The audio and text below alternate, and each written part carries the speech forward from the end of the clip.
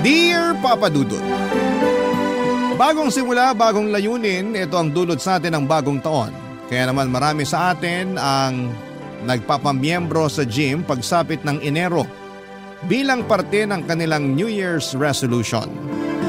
Taon-taon ay puno ang mga gym na mga taong gustong pagandahin ang hubog ng kanilang katawan. Alam ko ito, Papa Dudut, dahil isa po akong gym rat o taong madalas na magpunta sa gym para mag-exercise. Ako nga po pala si Maron, 27 years old, na nakatira sa Diliman, Quezon City. Bahay, trabaho at gym na ang naging routine ko sa loob ng mahigit 2 taon. Mula sa dati kong timbang na 55 kilos ay tumatakbo na ngayon hanggang 72 kilos ang bigat ko. Dahil sa pagbubuhat sa gym at pagkain ng tamang protina. Kung ikukumpara ang itsura ko noon sa ngayon ay di hamak. Na nag-glow up ako dahil natutunan ko ng mahalin at alagaan ang sarili ko. Noon kasi, Papa Dudut, ay wala po akong pakialam sa itsura ko. Bago pa man ako natutong mag-gym ay hindi ako marunong mag-ayos. Hindi ako naglalagay ng kung ano sa buhok ko. Hindi ako gumagamit ng mga sabong pampaputi at hindi rin ako namimili ng damit na isusuot. Para sa akin noon, hindi ko na kailangang magpagwapo pa dahil may love life naman ako. Hindi ko na kailangang magpa-impress sa mga kababaihan dahil maaga akong nakakilala ng babaeng magmamahal sa akin. Nagkaroon po ako ng long-term girlfriend na itago na lang natin sa pangalang Lyra. 7 years ko siyang naging girlfriend, Papa Dudut.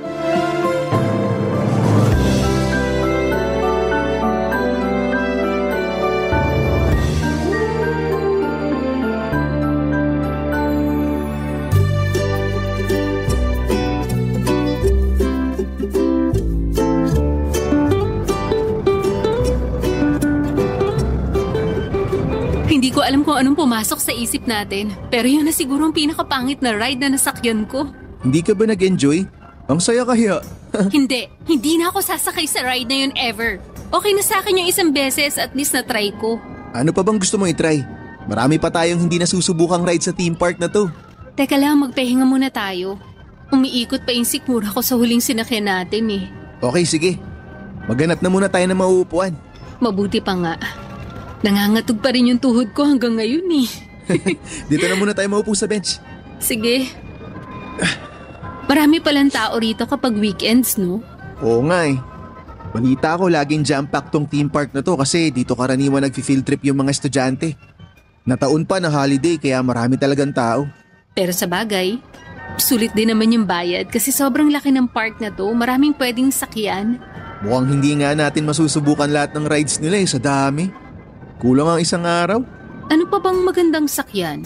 Yung Ferris wheel, gusto mo ba? Ayoko, ang taas. Natatakot ako. Pero close naman yun. Maganda yung view nun kapag nasa tuktok na tayo. Hindi tulad nung huling sinakyan natin na mabilis. Tong Ferris wheel, chill lang. Sa bagay, medyo romantic din siya. Mas intimate. Ano? Try natin mamaya? O sige. Sayang naman yung binayad natin kung hindi natin susubukan. Di pa nga natin nalilibot yung kabilang side ng theme park na to eh. Oo nga, tapos malapit ng dumilim. Feeling ko kailangan uli natin mag-set ng date dito sa susunod. Pwede rin naman, pero marami pa akong gustong puntahan kasama ka eh. Alam mo ba na may bucket list ako ng mga lugar na plano kong puntahan para sa date nating dalawa? Talaga? Oo, nung sinagot mo ako, yun yung una kong ginawa. Nililista ko kaya lahat ng mga importanteng date natin. Di ba lagi ako nag-aaya na mag-selfie tayo? Totoo, ang hilig mong kumuha ng picture. Piniprint ko kasi yun tapos nilalagay ko sa journal. Talaga ba? Ang sweet naman. Memories yun na ayokong makalimutan. Kasi marami pa tayong alaala na bubuuin. Baka makalimutan ko yung iba eh kaya nagpiprint ako para kapag namimiss kita, babalikan ko yung mga picture na yun. Sentimental ka pala talaga? Oo. Mana raw ako sa tatay ko. Biruin mo, mula nung ipanganak hanggang unang hakbang ko nung baby ako, nakalista lahat yun sa notebook. Ganun na ganun daw ako ngayon, sabi ng nanay ko. Pero ang cute. Nakakakilig isipin para sa isang lalaki na nag-i-effort sila na maglista ng mga bagay na importante para sa kanila. Feeling ko tuloy napaka-importante ko sa buhay mo. Siyempre naman, isa ka sa mga importanteng tao sa buhay ko. Oh, ikaw rin, importante ka rin sa buhay ko.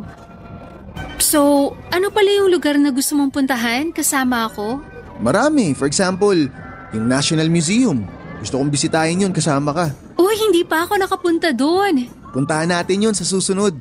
Tsaka gusto ko ring ipasyal ka sa windmill, sa Pagudpod. Saan naman yun? Sa Ilocos Norte yun. Nakapunta na ako doon nung bata pa lang ako. Pero baka malayuan ka eh. Kaya pwede rin naman yung doon na lang sa Rizal para malapit lang. May windmill din sa Rizal? Oo, meron. Nakapunta na rin kami doon last time. Kung gusto mo naman ng medyo adventurous, mag-hiking tayo sa Mount Pulag o mag-trekking sa Sagada. Grabe, ang dami mo palang inihandang dates ha? E di ilang anniversary na yon kung sakali. Kulang pa nga yun eh. Nasa 10 pa lang ata yung nalilista kong lugar. 10 lang? Dagdagan mo pa, gawin mong 50. Tingin mo ba aabot tayo ng ganong katagal na panahong magkasama? Oo naman no. Kung gusto, gagawa natin ng paraan yan. Tama, gawa natin ng paraan. 50 years? Madali lang yun. Lolo't lola ko nga, 75 years nang magkasama eh. Di ba nga? O ano, tara na? Next ride na tayo? O sige, tara!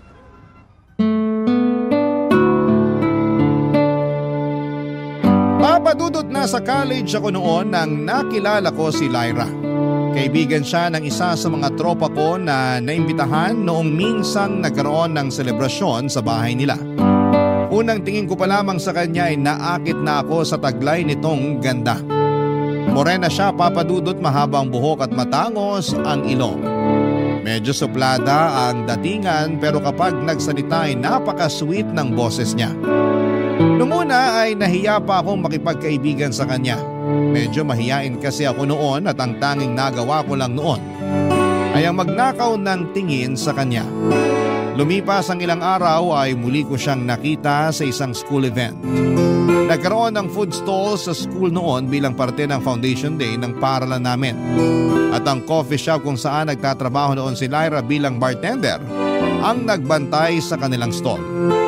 Doon din ay naisipan ko siyang i-add sa Facebook at doon ay nag-usap kami tungkol sa mga kape kahit na hindi naman ako mahilig uminom ng kape. Naging close kaming dalawa at nang tumagal ay tinapangan ko ang sarili ko at sinubukan ko siyang ligawan. Sinagot naman niya ako, papadudot. Naging maganda ang takbo ng relasyon namin dahil naalagaan naman ito ng maayos. Low-key lang ang pagsasama namin. Hindi kami masyadong mapost sa social media at madalang lang kaming lumabas. Mas marami kaming intimate moments kung saan kaming dalawa lang ang magkasama. Sa pamamagitan noon ay mas tumibay pa ang pagsasama naming dalawa, papadudot. Tumagal ang relasyon namin ng 7 taon. Pero nasubok ang tatag ng pagmamahala namin noong nagkahiwalay kaming dalawa dahil sa pandemic. Halos 2 taon din kaming hindi nagkita dahil sa restrictions at lockdown. At yun ang naging dahilan kung bakit unti-unting naging malamig ang pagsasama namin, papadudot.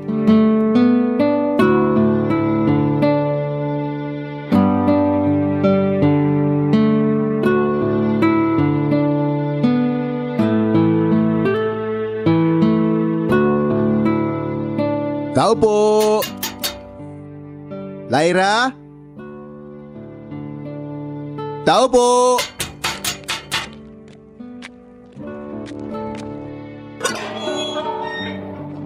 Maron? Anong ginagawa mo dito sa bahay namin? Nag-message ako sa'yo. Di ba sabi ko na bibisitahin kita? Nagdala ako ng grocery. Akala ko nagbibiro ka lang. Alam mo naman may COVID pa. Labas ka ng labas. Pwede nang lumabas. Hindi na sila nagbabawal ngayon. Kahit na. Hindi porkit pinayagan na tayo, pwede ka na maglalabas. May COVID pa rin hanggang ngayon. Nanonood ka ba ng balita? Hindi mo ba alam kung gaano kadelikado yung sakit na yan? Alam ko. Kaya nga ako naka-face mask eh. May dala rin akong alkohol. Pinapahamak mong sarili mo eh. Idadamay mo pa kami. Nag-video call na lang sana tayo. Sa bagay, pwede nga naman mag-video call pero iba pa rin kasi yung makita kita ng personal eh. Miss na kita. Gusto na kitang mayakap. Hindi mo ba ako papapasukin sa inyo? Hindi, dito na lang tayo sa labas. Sorry pero nag-iingat lang ako. Alam mo may matanda kaming kasama sa bahay. Ayokong i-risk yun. Okay lang, naiintindihan ko naman. Kahit dito na lang tayo sa labas mag-usap. Ang mahalaga, nakita na rin kita sa wakas. Ano bang ipinunta mo rito? May importante ka bang sasabihin? Wala naman. Gusto lang talaga kitang makita. Pwede ba kitang mayakap? Wag muna. Bakit? Nag-iingat lang ako. Galing ka sa labas. Hindi natin sure kung may nakuha ka bang virus habang nagbabiyahe ka papunta rito. Pasensya ka na talaga. Ayos lang. Mas maganda rin naman talaga yung maingat. Ayoko rin naman na ako yung magdala ng COVID sa bahay nyo. Ay, heto pala yung groceries na binili ko para sa inyo. Kunin mo na. Salamat. Hindi ka na sana nag-abala pa. May nagdadala naman sa amin ng grocery eh. Marami na kasi tayong na-miss na celebration kaya kahit ito na lang sana yung pambawi ko sa'yo. Maron, nitong nagdaang taon, marami akong kinaharap na problema na hanggang ngayon hindi ko pa nasusolusyonan. Kung masaya ka sa ganitong pagbabago ngayon, ako hindi pa. Anong ibig mong sabihin? Anong problema yung sinasabi mo? Hindi mo na kailangan malaman yun. Personal na problema yun at wala ka na ron. Pero boyfriend mo ako. Dapat alam ko kung ano yung mga pinagdadaanan mo. Baka sakaling makatulong ako. Wala ka maitutulong sa pinagdadaanan ko ngayon. Maniwala ka sa akin. Ikaw ang dapat na magtiwala sa akin. Malay mo naman, may magawa ako para sa... Wala. Ngayon pa nga lang, nakakadagdag ka na ng problema ko eh. Ha? Paanong nakakadagdag? Lumalabas ka habang may COVID pa rin. Paano tayo makakasiguro na wala kang virus? Paano kung meron? Tapos nahawa mo ko, mahahawaan ko pa ang pamilya ko? Dagdag problema na naman? Mababa na yung kaso ng COVID ngayon. Kaya nga na-lift na yung ibang restrictions eh. Hindi naman ako bobo para ipahamak kayo. Hindi ako pupunta rito kung alam kong may virus ako. Hindi yun ang point ko. Ang gusto kong sabihin, masyado na ako maraming kinakaharap ngayon at hindi ko na kaya kung dadagdag ka pa. Sinasabi mo ba na pati ako pinoproblema mo? Hindi yun ang gusto kong sabihin. Pero ayoko lang na makadagdag ka pa sa mga isipin ko. Kaya kong sarili ko kaya wag mo akong alalahanin. Ang gusto ko lang naman makita ka eh. Bawal ba yun? Masama ba na pagkatapos ng mahabang panahon gusto kitang makita tsaka mahawakan? Hindi mo ko naiintindihan eh. Ipaliwanag mo kasi sa akin para maintindihan kita. Maron, gusto ko magpahinga na muna tayo mula sa isa't isa. Ha? Paanong magpahinga? Pwede bang cool off muna tayo? Cool off? Gusto mo makipaghiwalay sa akin? Hindi, cool off lang. Ang ibig sabihin nun, magpapahinga lang muna tayo sa isa't isa, hindi tayo maghihiwalay. Ano? Hindi kita magets. Bibigyan lang natin ang isa't isa ng panahon para magpalamig, para magpahinga mula sa bawat isa. Walang usap, walang meet up, walang kung ano. Ha? Pero bakit? Please Maron, kailangan ko to ngayon. Sigurado ka ba na hindi ka nakikipaghiwalay sa akin? Oo naman, hindi tayo maghihiwalay. Humihingi lang ako ng konting oras para mabawasan to mga nasa isipan ko. Hindi pa ba sapat yung 2 taon na hindi tayo nagkita? Hindi nga tayo nagkikita pero araw-araw naman tayo nag-uusap, di ba? Itong hinihingi ko, katahimikan mula sa isa't isa. Kaya mo bang ibigay sa akin yun? Ay, sige. Kung yan ang gusto mo, pagbibigyan kita. Pero hanggang kailan? Hanggang sa maliwanagan ako. Okay. Kung yan ang gusto mong mangyari, sige gawin natin. Pagbibigyan kita. Salamat. Papa Dudut, hindi ko alam kung bakit bigla na lang nawala ng gana sa akin si Lyra. Sa tagal ng panahong hindi kami nagkita, sa halip na ma-excite, na sa wakas ay magkakasama na ulit kami. Pagkatapos ng mahabang panahon ay iba ang naging reaksyon nito. Para bang hindi niya gusto akong makita. Pero wala akong magagawa kung gusto niyang magpahinga mula sa akin. Masakit man pero bilang boyfriend ay ibinigay ko ang gusto ni Lyra na pahinga. Kalaunan ay nalaman ko rin ang dahilan kung bakit gusto munang mapag-isa ni Lyra. Nasa kalagitnaan na pala ng hiwalayan ang mga magulang nito. Hindi ko alam kung bakit mas pinili niyang ilihim ito mula sa akin pero ginawa ko na lang ang lahat para masuportahan siya sa mabigat niyang pinagdadaanan. Buwan ang lumipas ay unti-unti nang bumalik sa normal ang lahat. Nagsimula ng magbukas sa mga kainan at pasyalan. Lumalabas ang mga tao para mamasyal at magtrabaho pero ang relasyon namin ni Lyra ay nanatili pa ring nakatigil. Papadudot nangako siya sa akin na itutuloy namin ang relasyon namin kapag nakahanap na siya ng bagong trabaho. Pumayag naman ako dahil maski ako ay kailangan ding maghanap ng mapagkakakitaan. Ang problema nga lang, Papadudot, kung kailan dumating na ang araw na napagkasunduan kung kailan pareho na kaming nakahanap ng trabaho at nakabalik sa dating normal, ay hindi na bumalik pa ang relasyon naming dalawa ni Lyra, Papadudot. Barangay Love Stories. Barangay Love Stories. Papadudot, inamin sa akin ni Lyra na nakaramdam daw siya ng kaginhawahan noong nag-cool off kami. Para daw siyang nakalaya. Hindi ko alam na gano'n na pala ang pakiramdam niya sa pagsasama naming dalawa. Hindi ko po inaasahan na nasasakal na pala siya sa relasyon namin kahit na hindi naman ako mahigpit sa kanya. Siguro nga ay tama ang sinabi nito na nagsawa na lang din siya sa akin. Siyempre, Papadudot, masakit para sa akin na gano'n na lamang ako iniwan ni Lyra. Ipinagtabuyan niya ako na parabang wala kaming pinagsamahang dalawa. Sa isang iglap, ang 7 pagsasama namin ay itinapon na lamang niya sa nakaraan.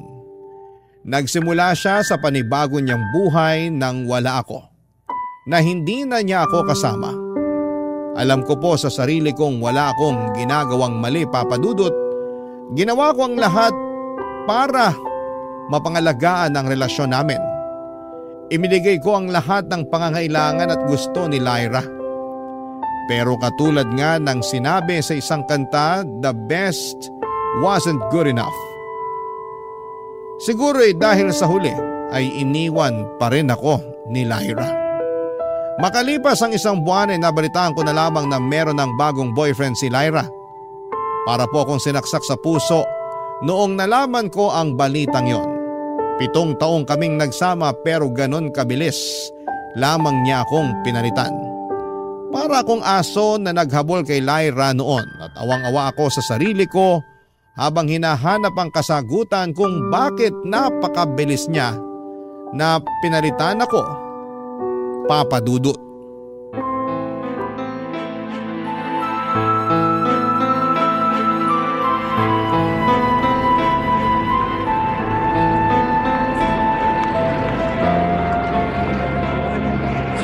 Lyra! Lyra! Maron? Anong ginagawa mo rito? Gusto sana kitang makausap eh. Busy ka ba? Pwede ba tayong mag-usap? Pauwi na ako. Pagod ako sa trabaho. Sige na Lyra, pagbigyan mo na ako. Kanina pa ako naghihintay dito eh.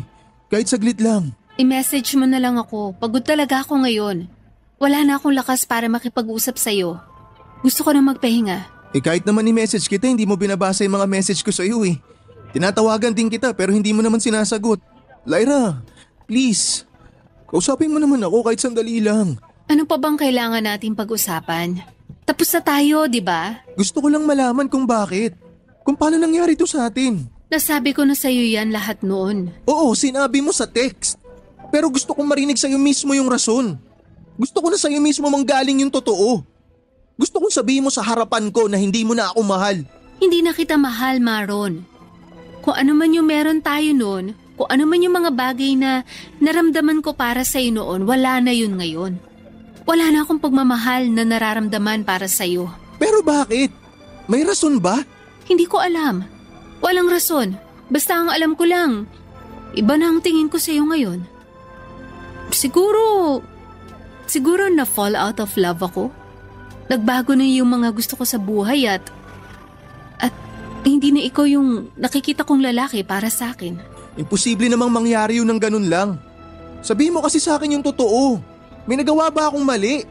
May kasalanan ba ako sa'yo para magalit ka sa akin ng ganito? Hindi ako galit sa'yo. Wala kang ginawang mali. Ako yung may mali. Wala kang kasalanan. Ako yung may kasalanan kasi ako yung tumigil sa pagmamahal sa'yo. Lumang tugtugin na yan eh. Hindi pwedeng basta na lang tumigil yung pagmamahal mo para sa taong karelasyon mo. Kung ganun, Baka hindi talaga kita minahal noon pa. Anong tawag mo sa 7 taon na pinagsamahan natin? Hindi ko nga alam. Ano bang hindi mo mag-gets sa sinasabi ko? Basta ang alam ko lang, hindi na kita gusto. Kung ganun, bakit nga? Bakit bigla na lang nawala yung pagmamahal mo sa akin? Paulit-ulit ka naman eh. Wala nga sagot kung bakit bigla na lang nawala yung pagmamahal ko sa'yo. Katulad ng wala ring sagot kung bakit kita minahal in the first place. Pwede ba tanggapin mo na lang na wala na tayo? Paano ko tatanggapin? Paano ko gagawin yun kung buong buhay ko, ikaw yung taong pinangarap ko na makasama hanggang pagtanda? 7 taon lang tayo nagsama. Mas mahaba pa rin yung panahong hindi tayo magkakilala. Na kaya mo mabuhay na mag-isa, kaya alam kong kakayanin mo rin mabuhay nang wala ako. Pero hindi sa pagkakataong to. 7 taon natin binuo yung future nating dalawa. Paano ko ipagpapatuloy yun kung wala na tayo? Yun yung mali mo eh. Masyado ka nakafocus sa future. Nakalimutan mo na yung ngayon. Hindi pwedeng ganun. Maron, hindi natin hawak ang bukas. Kaya wag kang dumepende sa hinaharap. Sinasabi mo ba na sa 7 taong pinagsamahan natin, hindi mo nakita na makakasama mo ako habang buhay? Minsan na rin sumagi yun sa isip ko pero noon yun. Araw-araw nagbabago tayo. Marami tayong natututunan at sa pamamagitan nun, lumalawak ang isip natin. Ako rin naman. Natututo, nagbabago. Pero ang kaibahan natin, lagi kitang sinasama sa mga pagbabago sa buhay ko. Yun siguro yung dahilan kung bakit nawala na lang bigla yung pagmamahal mo sa akin. Hindi ako ganun kaimportante sa buhay mo, sa puntong handa mo akong iwan anong oras mo man gusto. Sorry kung hindi ko napantayan yung pagmamahal na binigay mo sa akin. Hindi ako katulad mo. Wala na ba talaga? Wala nang chance na magbago pa yung isip mo, Lyra? Sorry pero wala na talaga eh. Kahit ipilit ko pa, naubos na yung pagmamahal ko para sa'yo. Wala nang spark, wala nang excitement, wala na yung dati. Hanggang dito na lang ba tayo? Dito na ba talaga matatapos yung kwento nating dalawa? I'm sorry. Sobrang hirap pala kapag nalaman mong wala ka nang magagawa pa para maibalik ang taong minsan ding nagpasaya sa'yo. Ayaw na talaga akong balikan noon ni Lyra dahil may bago na siya. At kahit na anong panalangin at pagpupumilit pa ang gawin ko ay hindi na talaga kami magkakabalikan pa. Dahil sa nangyari ay unti-unti akong nag-self-destruct. Nawalan ako ng focus sa trabaho na dahilan kung bakit kamunti na akong matanggal sa trabaho. Nawalan ako ng gana sa mga bagay-bagay. Ang mga paborito kong ginagawa noon ay hindi ko na magawa dahil bawat isa nito ay may kalakip na ala-ala ni Lyra. Katulad na lamang tuwing naglalaro ako ng basketball, lagi niya akong pinapanood noon sa mga laro ko. Tumigil na rin ako sa panonood ng mga pelikula dahil siya ang lagi kong kasakasama sa pagmo-movie marathon. Sa mga sumunod na buwan ay napabayaan ko ang sarili ko. Minsan nakakaligtaan kong kumain dahil kahit gutom ay wala akong lakas para bumangon at kumain. Hindi rin ako lumalabas ng kwarto dahil hindi ko namamalaya ng oras. May mga araw na hindi rin ako nakakaligo.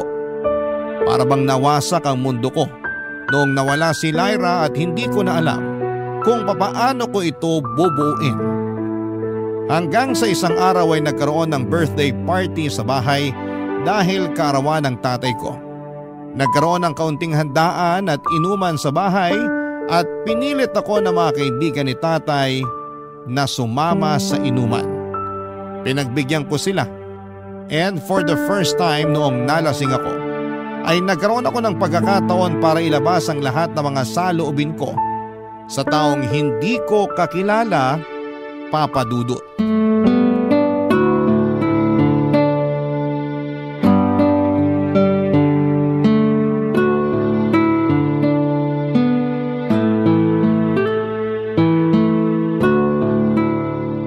Oh, tulog na si Papa? Oo nga eh. Pati nga isa, nagpaalam lang na iihi pero hindi na bumalik. Oo nga no, hindi na bumalik yung isa kasama natin ah. Ganun talaga yun. Kunwari iihi pero hindi na babalik. Matagal niya ng diskarte yung tuwing inuman para makatakas. Pa, gising. Marami pa tayong iinumin.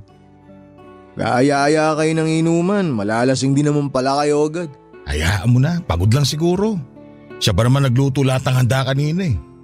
Ay, boring nyo naman kainuman. Tinutulugan nyo ako. Nandito pa naman ako ah. Sasaluhan kita kung gusto mo pang uminom. Oo, gusto ko pa. Pabusin na natin to. Ginusto nyo to eh. Huwag ka mag-alala. Hindi kita tatakasan. Hindi rin kita tutulugan. Kung gusto mo uminom, inom ka lang dyan. Kahit umagahin pa tayo rito. Hindi ka ba hanapin ang asawa mo? Baka mamaya sugurin tayo dito nun ha. Wala na akong asawa. Bakit naman? Ba't wala kang asawa? Anong nangyari? Iniwan ka niya? Mahabang kwento. Basta ang mahalaga, wala na akong asawang magbabawal sa aking uminom. Buti ka pa. Tumatawa-tawa na lang na wala na yung asawa mo samantalang ako. Hanggang ngayon, di ko pa rin matanggap na wala na kami ng girlfriend ko. Nabanggit nga yan sa akin ng tatay mo. Kaya nga kita pinatawag sa kanya para mag-inom eh. Sabi niya kasi sa akin, ilang araw ka na nagmumukmok. Kinakabahan na nga yung tatay mo para sa'yo. Kaya naisip ko na baka gusto mo mag-inom. Ganun naman yung mga kabataan ngayon eh. Kapag may pinagdadaanan, alak ang takbuhan. Ayoko nga sana eh, pero dahil birthday ni Papa, pumayag ako. Kamusta naman? Nakatulong naman ba yung pag-inom? Hindi. Masakit pa rin eh.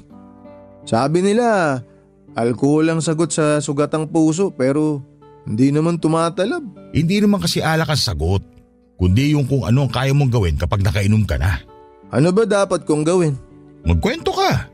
Ilabas mo lahat ng nilalaman ng puso mo. Kung galit ka, magalit ka. Kung malungkot ka, umiyak ka. Makikinig ako. Hindi naman ako pala kwento eh. Kaya ka nahihirapan eh, kasi ayaw mo magkwento. Sige na, hindi naman tayo magkakilala eh. Mas maganda magkwento sa taong hindi mo kilala. Ano bang pangalan nitong girlfriend mo? Ex-girlfriend. Ay, pasensya na. Ex-girlfriend pala. Anong pangalan ng ex mo? Lyra. Ba't naman kayo naghiwalay? Ayaw na raw niya sa akin eh. Di na raw niya ako mahal. Pwede ba mangyari yun? 7 taong kayong magkasama tapos isang araw, di ka na niya mahal bigla? Pwede naman. Unpredictable yung ugalit isip ng mga tao eh. Pwedeng mahal ka niya ngayon, bukas hindi na. Pwedeng hindi ka niya gusto ngayon, pero pagkalipas ng 1 taon, gusto ka niya na ulit. Araw-araw, nag-iibang pagtingin natin sa isang tao. Nasa iyo na lang kung anong pagtingin ang kaya mong panindigan. Hindi ka siguro na panindigan ni Lyra kaya yun. Hindi niya na itinuloy yung pagmamahal niya sa'yo. Pero bakit naman di niya ako kayang panindigan? Araw-araw ko naman siyang pinipili. Bakit ako kaya ko? Kasi mas matimbang yung pagmamahal mo sa kanya kaysa pagmamahal niya sa'yo. Di ba nga? Sa timbangan, kung mas mabigat yung kabila, naiiwan sa baba yung isa. Tapos yung kabila naman, tumataas. Ganun siguro yung pagsasama nyo. Tumaas siya ng tumaas hanggang sa naiwan ka na lang sa baba. Dapat kasi, pantay lang yung pagmamahal nyo sa isa't isa para walang napag-iiwanan. So, kasalanan ko kung bakit nawala yung pagmamahal sa akin ni Lyra. Hindi mo kasalanan yun. Sadyang hindi lang talaga siya nag-effort na pabigatin yung side niya para pumantay sa'yo. Desisyon niya na yun. Ay, ang hirap naman ng ganito. Alam mo kung paano mo ulit siya mapapantayan. Paano? Bawasan mo yung bigat mo para pumantay ka ulit sa kanya. Bawasan ko yung pagmamahal ko sa kanya? Oo. Kaya siya nasa tuktok at ikaw nasa baba kasi ikaw na lang yung nagmamahal. Alisin mo yung pagmamahal mo sa kanya at papantay ulit siya sa'yo. Pero sa pagkakataong yun, pantay kayo hindi dahil pareho niyong mahal ang isa't isa, kundi pareho na kayong walang pagmamahal sa bawat isa. Paano ko naman gagawin yun kung siya pa rin yung laman ng puso ko? Hindi yan maalis agad pero magandang simulan mo na. Paunti-unti hanggang sa wala ng bigat. Alam mo kung paano? Paano? Nakatulong sa akin to eh. Mag-gym ka. Gym? Oo. Subukan mo lang. Wala namang mawawala eh. Magkakamuscle ka pa. Papadudot, kung hindi ko pa tinanong kung ano ang edad ni Jet ay hindi ko akalaing 45 years old na pala siya. Mukha siyang kaidarang ko lamang at nagulat nga ako nung una ko siyang nakita dahil hindi ko inaasahang merong kaibigan si tatay na bata. Yun pala ay hindi pala nagkakalayo ang edad nila. Maganda ang pangangatawan ni Jet. Hindi siya mataba pero malaki ang katawan nito dahil batak ng muscle ang bawat parte nito. 3 araw nga ang lumipas bago ako nag-decide na lumabas ng bahay at sundin ang advice sa akin ni Jet na mag-gym. Naisip kong bigyan ng chance ang sarili ko kaya pinuntahan ko ang gym na tinutukoy ni Jet. Maliit lang ang gym at hindi ito katulad ng mga social na gym na kailangan pa ng mahal na membership fee. Karamihan sa mga nagpupunta doon ay walk-in na nagbabayad ng 50 pesos kada session. Ang tawag sa mga ganong klaseng gym ay bakal gym na para sa masa. Mainit ang lugar, masikip at ang ilang gamit doon ay kinakalawang na. Pero kahit na ganoon ay jam-pack pa rin ang gym na yon. Pagpasok ko pa lamang sa lugar na yon ay parang gusto ko nang umuwi. Bigla ako nagdalawang isip dahil ayoko sanang makihalubilo sa mga tao. Pero agad akong nakita ni Jet at bago pa man ako makaalis ay hinila na niya ako papasok sa loob. First time ko mag-gym noong araw na yon, Papa Dudut. Si Jet ang nagsilbi kong coach. Tinuruan niya ako kung papaano gamitin ang mga equipment at kung ano-anong klaseng workout ang dapat kong gawin.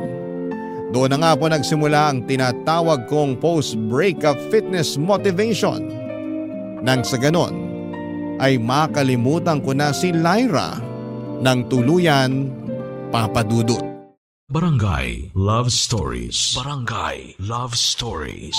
Papa Dudut, totoo nga ang mga sinabi ni Jet sa akin na malaki ang naitutulong ng pagbubuhat ng bakal para mailabas ko ang mga hinanakit ko sa buhay.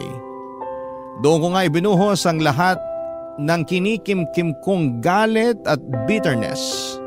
Kaya naman kinabukasan ay parang binugbog ang katawan ko.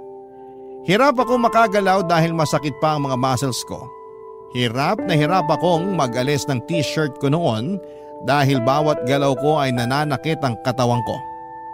Ilang araw akong nagpahinga pagkatapos noon hanggang sa mabilis din akong nawala ng ganang bumalik sa gym. Napagtanto ko kasi ng mga time na yon na panandalian lang din pala ang pagkalimot na mararamdaman ko kahit na mag-gym pa ako. Saka ko lang nakakalimutan si Lyra kapag nagbubuhat ako dahil yon lang ang tanging lugar na wala kaming alaala sa isa't isa. Pero pagkabalik ko sa bahay, mabilis ding bumabalik ang sakit.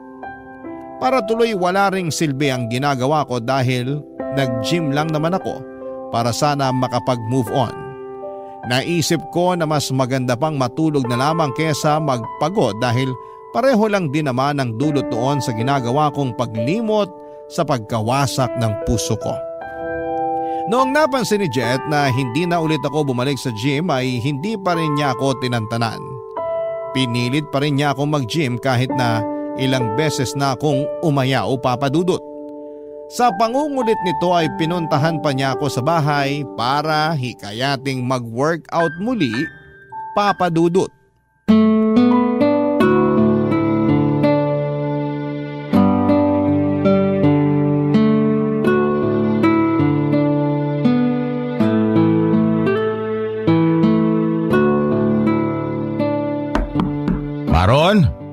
Maron, nandiyan ka ba?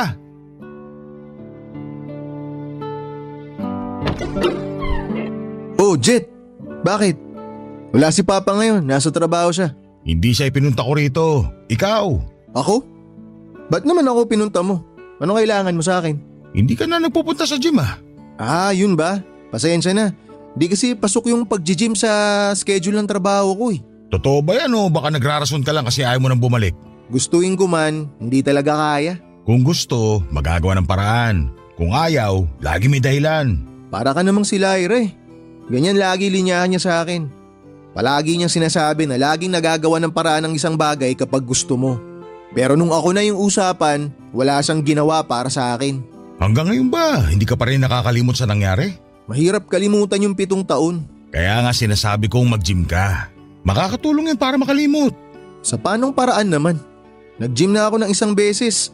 Hindi ko naman siya nakalimutan eh. Hindi naman kasi agad-agad mangyayari yun. Kapag nasugatan ka ba, ginamot mo lang na 1 beses, maghihilom na kagad yung sugat. Hindi naman, hindi ba? Kailangan, paulit-ulit mo yung gamutin hanggang sa gumaling. Pwede ba sa susunod na lang? Ngayon na! Hanggat pinapatagal mo, mas lalong tatagal yung ginagawa mong pag-move on. Sige ka. Busy ako ngayon eh. Ano naman pinagkakaabalahan mo ngayon? May ako. Basta meron Wala kang ginagawa. Wala ka sa trabaho ngayon kaya ibig sabihin, free ka ngayon. Halika na, samahan mo ako sa gym. Bakit ba pinipilit mo akong mag-gym? Ayoko na nga bumalik doon. Gusto lang kitang tulungan makalimot. Bakit naman? Di naman tayo close ah. Anak ka ng kaibigan ko kaya gusto kitang tulungan. Isa pa, nakikita ko kasi sa'yo yung sarili ko noon eh. Talaga? Paano mo naman nasabi? Di ba? Nabanggit ko sa'yo noon na wala na akong asawa. Oo, nabanggit mo nga nung nagiinuman tayo. Nawala siya sa akin dahil kagagawan ko mismo. Ano ba kasing nangyari? Namatayan ako ng mag-ina ilang taon na nakakalipas. Nakasakay kaming 3 sa motor. Pauwi kami galing birthday party. Aminado ako, medyo may tama ako noon kahit pinagbawalan ako ng asawa ko uminom. Masyado ako nagtiwala sa sarili ko. Mayabang ako eh. Kaya nagpumilit ako mag-drive ng motor saka yung mag-ina ko. Nag-drive ka ng lasing? Oo, ganun na nga. Tapos, malamig yung panahon nun eh. Inantok ako hanggang sa nawalan ako ng kontrol. Sumalpo kami sa nakaparadang van. Nakikita mo ba tong sugat ko sa braso ko? Natahiyan, 15 stitches. O tapos anong nangyari sa mag-ina mo? Dead on arrival yung anak ko. 8 years old lang siya nun. Lah, yung misis mo? Nakaligtas siya. Critical man pero lumaban siya ng ilang linggo sa ospital hanggang sa nagkaroon siya ng komplikasyon. Nakomato siya tapos ayun, binawian din ang buhay. Sorry, di ko alam. Akala ko iniwan ka lang din ng asawa mo noon eh. Nakita ko sa iyo yung sarili ko noong mga panahong hindi ko rin matanggap na wala na ang mag-ina ko. Gumuho yung mundo ko eh. Sinisi ko yung sarili ko. Naisip ko na saka lang ako makakabawi sa kanila kapag pinahirapan ko rin ang sarili ko. Anong ginawa mo? Wala. Literal na wala. Hindi ako kumain, hindi ako bumangon sa kama, hindi ako naligo, wala akong kinausap na tao. Araw-araw kong pinapanalangin na sana mamatay na rin ako. Kasi hindi ko na kaya nun yung konsensya sa puso ko eh. Paano mo naman nalampasan lahat ng yun? Sa tulong ng mga kaibigan ko. Hindi nila ako pinabayaan lalo na ang tatay mo. Tapos naisip ko mag-gym. Yun ang ginamit ko para maalis sa isip ko yung nangyari. Yung galit ko, itinapon ko lahat sa pagbubuhat hanggang sa unti-unting nabawasan yung sakit na nararamdaman ko. Eh ngayon ba? Okay ka na? Hindi na ako katulad ng dati. Nakikita mo naman, maayos na akong tingnan ngayon, hindi ba? Ikaw nga nagsabi na hindi halata ang edad ko. Ano sa tingin mo? Ay, okay sige. Pagbibigyan kita. Babalik ako sa gym. Yan! Yan ang gusto ko. Halika na. Tara na bago pa magbago yung isip mo. Teka, ngayon na? Pwede bang bukas na lang? Ngayon na. Magbihis ka na. Sige, teka, magpapalit lang ako. O sige, antayin kita rito ha. Hindi ako aalis dito sa tapat ng bahay nyo hanggat hindi ka lumalabas. At dahil nga sa sobrang kakulitan ay pinagbigyan ko na lang ulit si Jet para matigil na siya. At isa yon sa mga pinakamagandang desisyon na ginawa ko.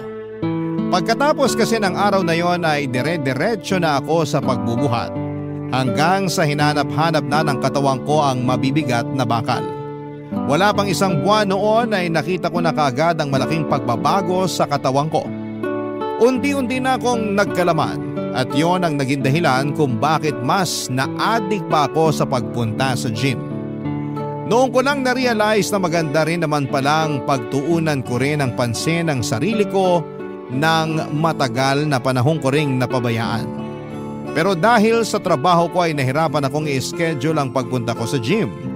Minsan kasi ginagabi na ako sa pag-uwi at pagka-uwi ko naman ay wala na akong natitirang lakas para mag-gym. Kaya naman ang ginawa ko ay gumigising ako ng maaga para makapunta sa gym tuwing 4:00 ng madaling araw.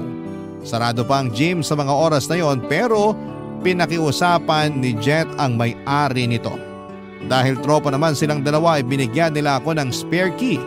At para hindi mapag-isa ay sinasamahan din ako ni Jet sa pag-workout tuwing 4:00. Simula noon ay naging parte na ng daily routine ko ang pagising ng maaga at magbuhat ng bakal bago pumasok sa trabaho. 2 taon po ang lumipas, kitang-kita na ang napakalaking pagbabago sa katawan ko. Mula sa pagiging patpate na nagkaroon ako ng magandang physique, papadudot.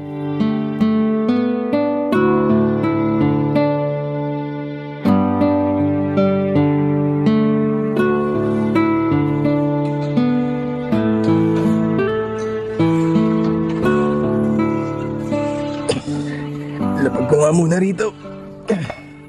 Talagang tinalo mo na ako sa pagbubuhat ha. Mas malakas ka na kaysa sa akin. Tumatanda ka na kasi kaya humihina ka na. Kaya nga eh. Yun din siguro yung rason kung bakit hindi na ako makapalag sa mga mas mabibigat na timbang. Pero sa totoo lang, mas maganda pa rin yung katawan mo kaysa sa akin eh. Mas marami akong experience kaysa sayo eh.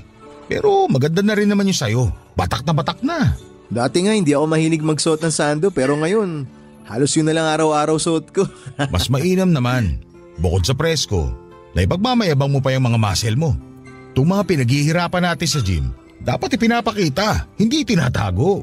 Nakakataas din pala ng confidence kung ganito, no? Oo naman.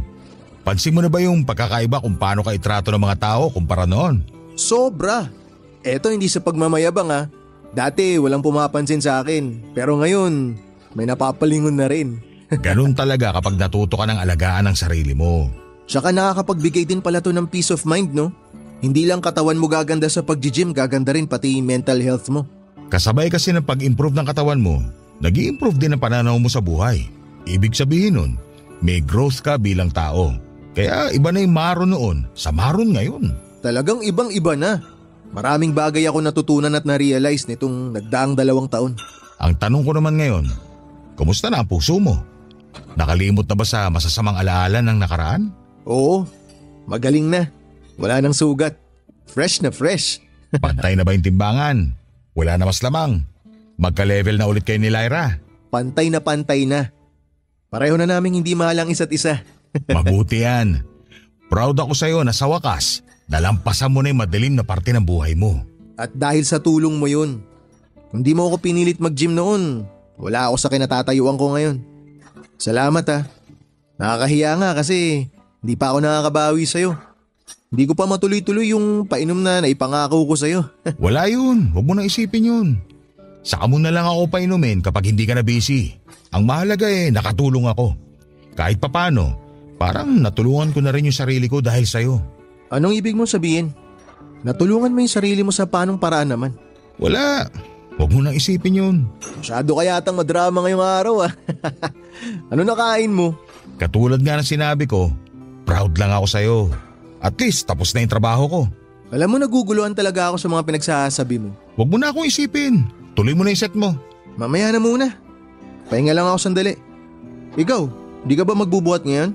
Magbihis ka na para makahabol ka sa akin. Pass mo na ako ngayon. Hindi mo na ako mag-workout ngayong araw. Dumaan lang talaga ako rito para i-check ka. Tsaka para makapagpaalam na rin. Magpaalam? Bakit? Saan ka pupunta? Uuwi muna ako sa probinsya namin. Dadalawin ko yung mga kamag-anak ko doon, tsaka mga kamag-anak na rin ng asawa ko. Pareho pala kayo ng probinsya ng asawa mo?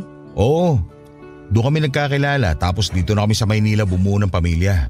Ilang araw ka naman magtatagal doon? Hindi ko alam eh. Depende, basta balitaan na lang kita.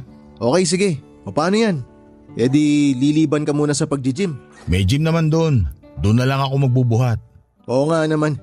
Hindi ko naisip yun ha. Sure nga. Kung ganun, kita-kits na lang. Kita-kits. Pagbalik ko, dapat mas mabigat na yung mga binubuhat mo ha. Chill lang. Kadadagdag ko lang ng reps ko eh. Saka na ako magdadagdag ng timbang kapag di na ako nahihirapan sa 8 reps. O sige, ikaw bahala. O paano yan? Mauna na ako. O sige, mag-iingat ka. Dala mo ako ng pasalubong pag uwi mo ha. Oo naman. Ikaw pa ba? Papadudot lumipas ang ilang linggo ay hindi na muling bumalik pa sa gym si Jet. Sinubukan ko siyang kontakin para kumustahin pero hindi siya nag-reply sa mga tawag at chat ko. Naisip ko na baka busy lamang siya sa buhay kaya binigyan ko pa siya ng ilang araw. At sa mga sumunod na araw ay mag-isa na lamang ako noon sa gym kada alas 4 ng umaga. Parang ako na nga lang ang nagbubukas ng gym dahil pagkatapos ko ay dire-diretso na rin ang pasok ng iba pang mga gagamit nito. Pagkalipas ng ilang panglinggo ay nagsimula na akong magtaka sa kawalan ng paramdam ni Jet. Maging ang tatay ko ay walang makuhang update noon mula sa kanya. Pinuntahan ko siya sa inuupahan niyang bahay pero nalaman ko na lamang na hindi na pala siya nakatira doon. Naghihintay ako sa pagbabalik ni Jet hanggang sa isang araw habang tahimik akong nagbibilang ng reps ko. Sa gym ay biglang bumukas ang pinto nito at pumasok si Jet. Initian ko siya mula sa salamin na nasa harapan ko at nagsaludo naman siya sa akin pagbalik. Dahil nasa kalagitnaan ako ng workout ay hindi ko muna siya nagawang lapitan. Tinapos ko ang set ko saka ko ibinaba ang buhat-buhat kong barbell. Noong pupuntahan ko na sana si Jet ay nalito ako dahil wala namang tao sa gym. Mag-isa lamang ako at wala si Jet. Lumabas pa ako ng gym para hanapin siya pero hindi ko siya nakita. Tinawagan ko siya sa number niya pero sa halip na si Jet ang sumagot ng tawag ay ang kapatid nito ang nakausap ko. Ibinalita niya sa akin na wala na raw si Jet, Papa Dudut. Isang araw ay hindi na lang daw ito nagising. Tingin nila ay inatake si Jet sa puso habang natutulog ng mahimbing.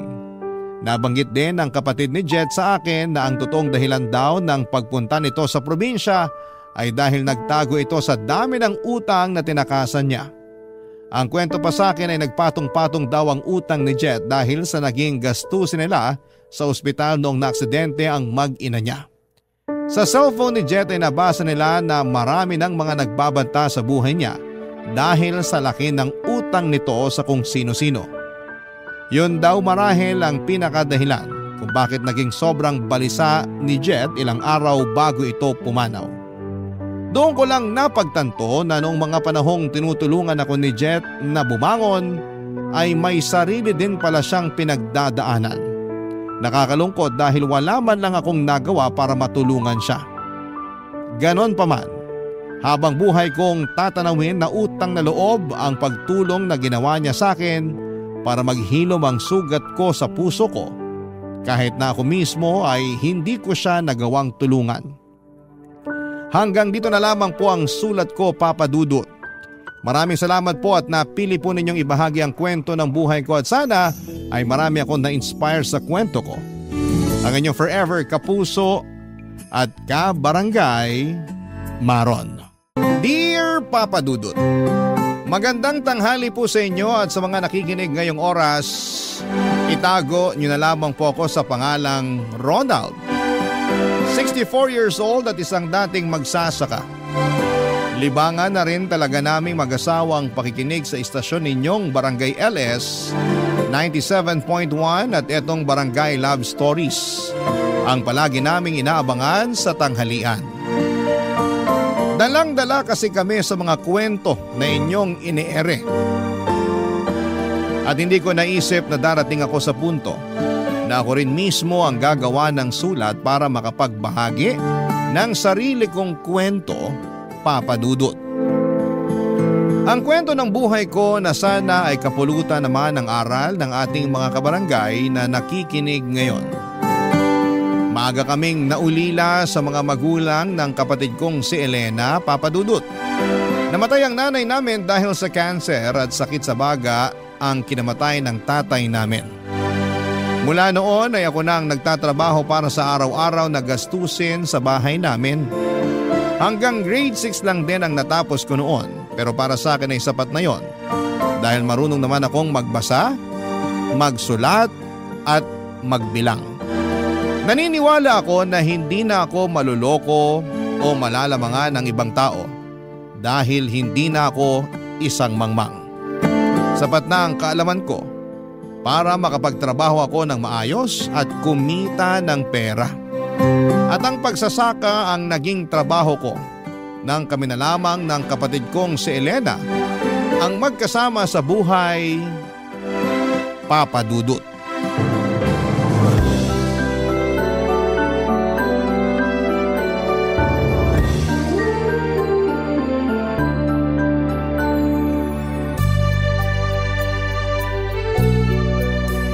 Masarap tong luto mong paksiw na bangus ngayon, Elena. Mabuti naman at nagustuhan mo ng luto ko, kuya. Palagi ko naman nagugustuhan ng mga luto mo. Uy, hindi ah. Nung nakaraan kaya sinabi mo na masyadong maalat ang niluto kong sinigang na baboy. Tapos matabang naman yung tinola ko. Kaya pakiramdam ko tuloy hindi talaga ako masarap magluto. Sinabi ko ba yon? Oo. Nako, pasensya ka na. Baka pagod lang ako kaya ako nasabi ang mga yon. Alam ko naman na lagi kang pagod kaya ayos lang, kuya. Pero masarap talaga tong paksiw na bangus. Sakto sa asim tapos hindi sobra sa luto tong isda. Humingi kasi ako ng tip kay Ate Marlene kung paano ba mapapasarap ang mga niluluto kong pagkain. Magaling pala siyang magluto. Ay oo! Kaya nga yung mga kasamahan ko dito sa palayan, sa kanila ng nanay niya palagi kumukuha ng tanghalian. Sulit ang bayad kasi bukod sa masarap ang lasa, marami pa sila magbigay ng ulam at kanin. Mabait talaga yun si Ate Marlene, tsaka yung nanay niya, no? Sinabi mo pa, kaya marami silang kaibigan sa palayan. Karamihan yung mga asawa rin ng mga katrabaho ko doon. Sila yung madalas na magkakasama at magkakakwentuhan. Ikaw ba kuya? Kailan mo planong pakasalan si Ate Marlene?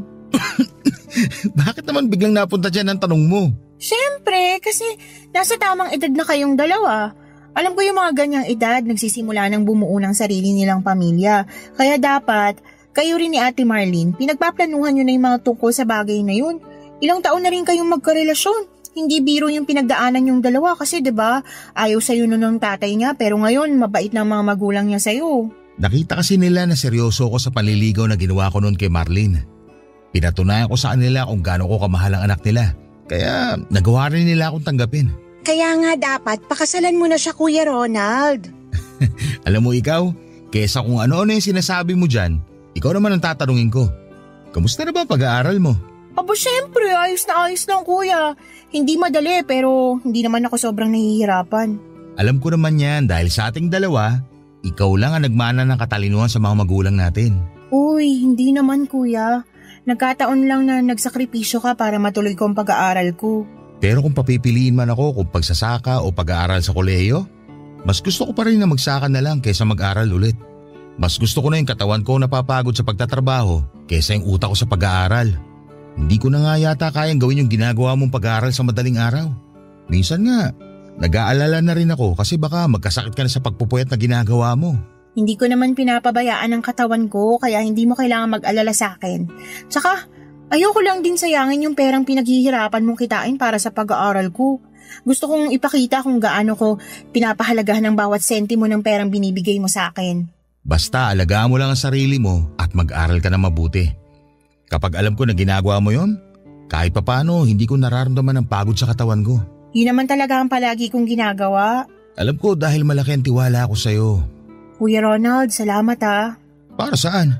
Sa pagsasakripisyo at pagtatrabaho mo para sa akin. Kuya mo ko, kaya responsibilidad kita. Huwag kang mag-alala. Hindi ko talaga sasayangin lahat ng ginagawa mong pagsusumika para sa akin.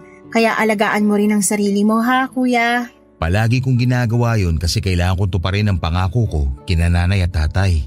Nangako ko sa kanila na gagawin kong lahat para makapagtapos ka ng kolehiyo. Pangarap kaya nila yun. Kaya salamat din Elena. Salamat kasi hindi mo ko binibigyan ng kahit na anong sakit ng ulo.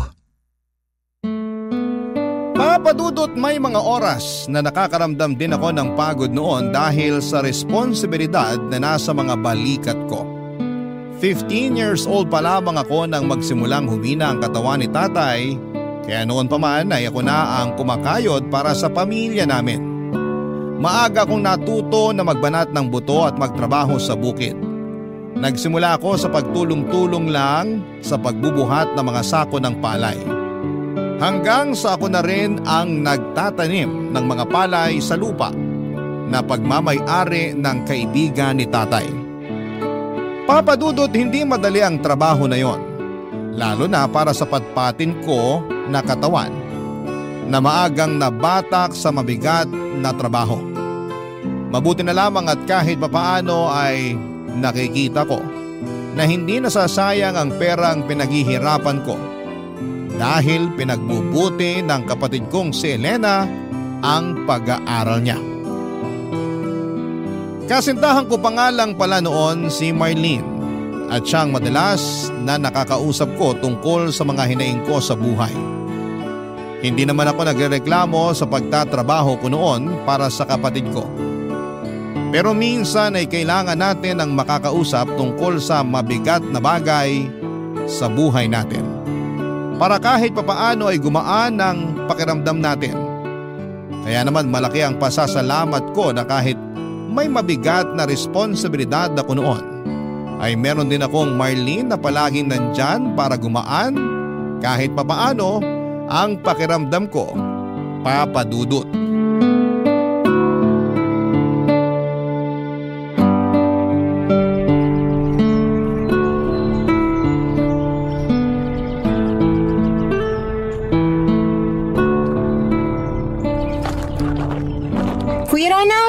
nandito na kami ni Ate Marlene. Dala na namin ang pagkain para sa tanghalian mo. Uy, tamang-tama kasi nagugutom na rin ako. Yan ba yung nadala nyo? Dito nyo na ipatong sa malita mesa na to. Sige Ronald, ilalabas ko na rin to mga plato, baso at pagkain na dala ko para sa'yo. Sakto kasi maagang nagtanghalian yung ibang kasamahan ko sa trabaho. Kaya wala nang ibang makakasabay sa atin ngayon dito sa lamesa. Pasensya na pala kung nahuli ng konti ang paghatid ko sa'yo ng pananghalian mo. Bumili pa kasi ako ng gamot ni tatay sa diabetes niya bago ako nagluto kanina. Ayos lang yun. Kamusta na pala ang tatay mo? Medyo hirap na siya maglakad dahil sa mga sugat sa binti niya. Pinauna ko na nga lang si nanay na mag-deliver ng mga pagkain kanina. Pero ang sabi ko, ako na magdadala ng para sa'yo. Lumala na pala mga sugat sa binti ng tatay mo. Oo, kaya nahihirapan na talaga siyang maglakad. Pero ang sabi naman ng doktor sa huling check-up niya, basta mainom ni tatay ang mga gamot niya, magiging maayos na ulit ang paglalakad niya. Mabuti naman kung ganon. Kailangan lang talaga na mas matutukan na mabuti ang pag-inom niya ng mga gamot. Oo, ako talaga ang nag-aasikaso pagdating sa bagay na yun. Buti pala, nasamaan mo si Marlis sa pagpunta niya dito sa palayan, Elena. Maaga rin kasi natapos ang klase ko kanina kaya naisipan ko na dumaan na muna kina Ate Marlene. Sakto na paalis na pala siya papunta dito kaya sumama na rin ako. Dapat nagpahinga ka na lang sa bahay. Alam ko naman na hindi ka sanay mainitan. Ayos lang kuya. Naiinip na rin kasi ako sa bahay tsaka tapos ng exam namin kaya hindi ako masyadong busy ngayon sa pag-aaral. 1 taon na nga lang pala at makakapagtapos ka na rin ng college, Elena. Oo, Ate Marlene. Kaya nga excited na ako. Kasi mababawasan na yung malaking pinagkakagastusan mo kuya. Hindi yun ang dahilan. Excited na ako kasi malapit ko na matupad ang mga pangarap ni nanay at tatay. Pangarap kasi talaga nila na magkaroon sila ng anak na nakapagtapos ng kolehiyo. Magkakaroon na ng isang college graduate mula sa pamilya natin. At hindi yun mangyayari kung hindi dahil sa'yo, kuya. Tama si Elena. Napakalaki ng parte mo para sa pagtupad ng pangarap ng mga magulang nyo. Sigurado ako na kung nabubuhay sila ngayon, sobrang proud sila sa pagsusumikap na ginagawa mo para kay Elena, Ronald. Ginagawa ko lang ang responsibilidad ko bilang panganay at nag-iisang kapatid ni Elena. Isa pa, nasusuklian naman yung mga pagod ko dito sa bukid dahil sa matalino kong kapatid. Matalino at magandang kapatid mo, Kuya Ronald.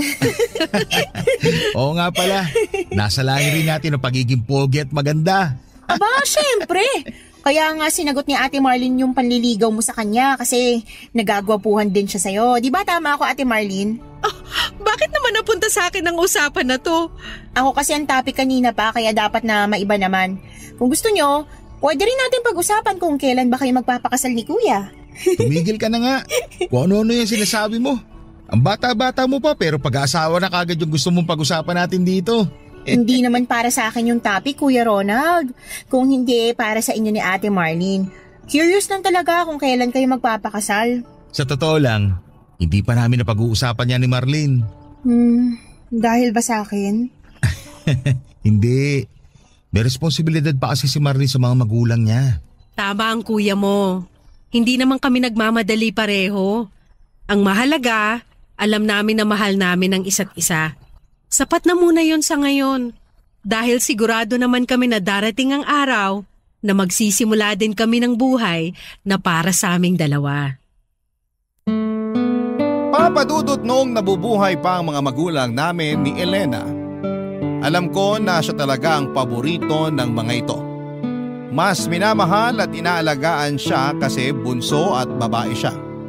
Narinig ko pa noon na siya raw ang mag-aahon sa amin sa kahirapan. Kaya nga sa aming dalawa ay mas pangarap nilang mapagtapos ito ng pag-aaral. Ganon pa man ay kahit kailan ay hindi ako nagtanim ng kahit na anong sama ng loob sa kapatid o mga magulang ko. Kahit pa nga ang huling habilin ni na tatay at nanay noon sa akin bago sila pumanaw ay alagaan kong mabuti, proteksyonan at pagtapusin ko ng pag-aaral ang kapatid kong si Elena. Hindi naman ako umaasa noon na mayaahon ako ni Elena sa buhay na meron ako sa oras na mapagtapos ko na siya ng pag-aaral. Hindi ako naghihintay ng kahit na anong kapalit mula sa kanya, Papa Dudut. Ang nasa isip ko noon, ako na lang ang pamilya niya kaya responsibilidad ko siya ano pa man ang mga mangyari. Isa pa ay mabait ang kapatid kong si Elena. At wala siyang ginagawa na nagbibigay sa akin ng sakit ng ulo. Masipag siyang mag-aral at alam ko na hindi nasasayang ang bawat sentimong pinaghihirapan ko sa aking pagtatrabaho, Papa Dudut, para sa kanya. Isa siyang kapatid na deserving ng tulong ko, Papa Dudut. Barangay Love Stories. Barangay Love Stories. Papa Dudut, nang mamatay si tatay ay pumayag si Elena na huminto muna siya sa pag-aaral. Sakto kasi na kakatapos niya lamang din ng high school at wala pa akong sapat na pera para maipagpatuloy niya ang kolehiyo. Pero hindi ko naman siya pinagtatrabaho noon. Ang sabi ko ay maghintay lamang siya na makaipon ako ng pangmatrikula niya para sa kolehiyo. Naging maasikaso naman siya sa bahay sa tuwing uuwi ako galing sa trabaho. Ginawa ko rin ang lahat ng pagtitipid para makapagtabi ng para sa pag-aaral ng kapatid ko, Papa Dudut. Halos 3 taon din ang lumipas nang makaipon ako ng sapat na pera para sa unang taon niya sa kolehiyo. Naalala ko pa na halos maiyak siya sa tuwa nang sinabi kong makakapag-aral na ulit siya. Mahigpit niya akong niyakap at paulit-ulit siyang nagpasalamat. Nangako siya, Papa Dudut, na hindi niya sasayangin ang perang pinag-ipunan ko para sa kanya. At hindi niya rin sisirain ang tiwala ko sa kanya. Bagay na nakita kong ginawa at tinupad niya noon, Papa Dudut. Hindi rin talaga naging madali ang ginawa kong pagpapaaral sa kapatid ko sa kolehiyo. Dahil bawat taon ay dumodoble ang mga gastusin para sa pangmatrikula niya.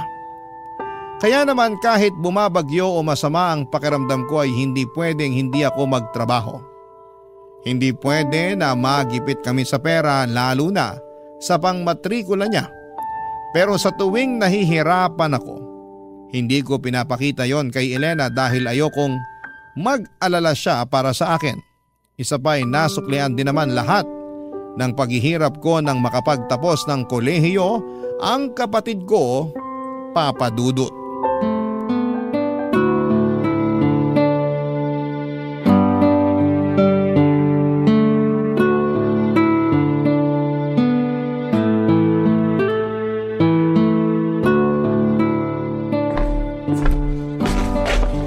Nandito ka lang pala sa kusina, Kuya Ronald.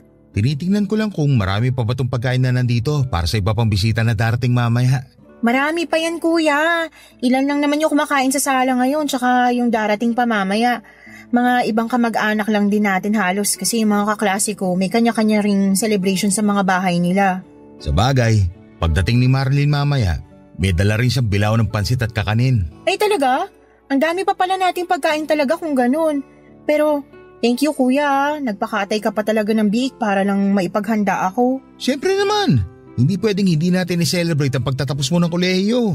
Thank you talaga, Kuya, sa lahat ng ginawa mong pagtatrabaho para makatapos ako ng pag-aaral ko. Salamat din kasi sinuklean mo ng maayos na pag-aaral ang lahat ng ginawa ko.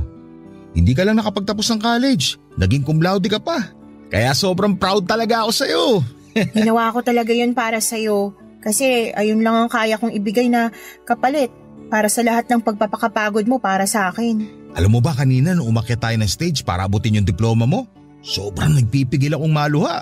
Kaya palang sabi mo kanina, sinisipon ka kaya pa na yung pagsinghot mo. Oo, buti nga napigilan ko ang sarili ko na maluha kanina kahit mahirap. Sobrang saya kasi talaga ng nararamdaman ko lalo na nung malaman ko na cum laude ka pala. Hindi ko talaga kaagad sinabi sa'yo para masurpresa kita. Gusto ko kasi na ibigay yun na regalo sa'yo. At nagawa mo yun, Elena. Yun ang pinakamasayang regalong natanggap ko sa buong buhay ko. Basta, ako naman ang babawi sa'yo, Kuya. Hindi mo kailangan gawin yun. Susuklian ko lahat ng ginawa mong pagsasakripisyo para sa akin. Gagawin kong mas magaan ang buhay para sa ating dalawa. Unahin mo muna ang sarili mo bago ako. Basta, nandito lang ako palagi para suportahan ka sa mga plano mo. Kasama ba sa mga susuportahan mo sa akin yung plano kong pagluwas sa Maynila? Itutuloy mo na ba talaga yun? Oo, kasi sa susunod na buwan, luluwas na rin ng Maynila yung kaklase ko na kasabay kong gumraduate. Sabay sana kami maghahanap ng trabaho doon. Sa Maynila din kasi nakatira ang tita niya kaya may matutuluyan kami doon. Napakalayo ng pagkakaiba ng buhay sa Maynila dito sa probinsya natin. Kahit hindi pa ako nakakapunta ng Maynila, alam ko na maraming adjustment ang kailangan kong gawin. May tiwala ka naman sa akin, di ba? Oo naman siyempre. Malaki ang tiwala ko sa'yo. Pero doon ako kinakaba sa mga taong makikilala at makakasama mo sa Maynila. Baka kasi kung anong gawin nilang hindi maganda sa'yo. Kuya, hindi na ako bata. College graduate na nga ako, di ba? Tapos cum laude pa. Masyado kasing malayo ang Maynila. Hindi kita mapoprotektahan sa oras na may mangyaring masama sa'yo. Alam ko kung paano dapat naalagaan at protektahan ang sarili ko. Kaya huwag ka na masyado mag-alala sa akin. Pero kung sakali, may makukuha ka rin namang maayos na trabaho dito sa probinsya natin. Oo, pero sigurado akong maliit lang din ang kikitain ko dito. Yung iba nga, di ba, nahihirapan pang maghanap ng trabaho dito sa atin at ayoko na mangyari sa akin yun. Isa pa, kuya, pakiramdam ko kasi nasa Maynila ang trabaho na magiging daan para maging mas maayos ang buhay natin. Marami akong plano para sa ating dalawa at sa bahay na to. At naniniwala ako na matutupad ko yon sa oras na sa Maynila na ako makahanap ng trabaho. Ay. Sana suportahan mo pa rin ako sa desisyon ko na to. Siyempre naman. Mahirap para sa akin na magkalayo tayong dalawa. Pero ayoko naman maging hadlang sa mga pangarap mo. Salamat, kuya. Wala yun. Basta kapag nahirapan ka dun, umuwi ka kagad dito sa atin. Palaging bukas ang bahay na to para sa'yo. Papa Dudut, ayoko sanang sumang-ayon sa gusto ni Elena na sa Maynila siya maghanap ng trabaho. Pero matagal na niya talagang plano yon. Hindi pa ako nakakarating noon ng Maynila pero alam ko kung gaano kagulo sa lugar na yon. Marami na akong kakilala na kamag-anak o kapitbahay namin na lumuwas ng Maynila at nasira lamang ang kanilang mga buhay. Nagkaroon sila ng anak pero walang maayos na pamilya dahil iniwan ng kanilang asawa. Nabaon sa utang at bumalik sa probinsya na naghihirap ang buhay. Hindi naman sa wala akong tiwala sa kapatid ko dahil alam ko kung gaano siya kadiskarte sa buhay at katalino. Hindi naman siya makakapagtapos ng cum laude sa kolehiyo kung hindi siya matalino. Pero wala pa rin akong tiwala sa mga tao sa Maynila na pwede niyang makilala at makasama doon. Ganon pa man, Papa Dudut, ay hindi ko pinigilan ang plano at kagustuhan niya na lumuwas ng Maynila para doon maghanap ng trabaho at makipagsapalaran sa buhay. Kasama niya ang isa niyang kaklase at nakitira siya sa bahay ng tita nito. Nung una ay madalas pang sumulat si Elena. Hindi pa kasi uso ang cellphone noon at wala rin kaming telepono. Palagi akong excited sa tuwing makakatanggap ako ng sulat mula sa kanya. Hanggang sa mahigit 1 taon ang lumipas.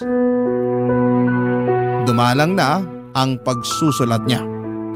Nababalitaan ko na lang sa kapitbahay namin na may kamag-anak na nakatira malapit sa tinutuluyan ni na Elena na maayos naman ang buhay at trabaho ng kapatid ko. Kaya kahit papaano ay hindi ako nag-aalala sa kalagayan niya, Papa Dudut.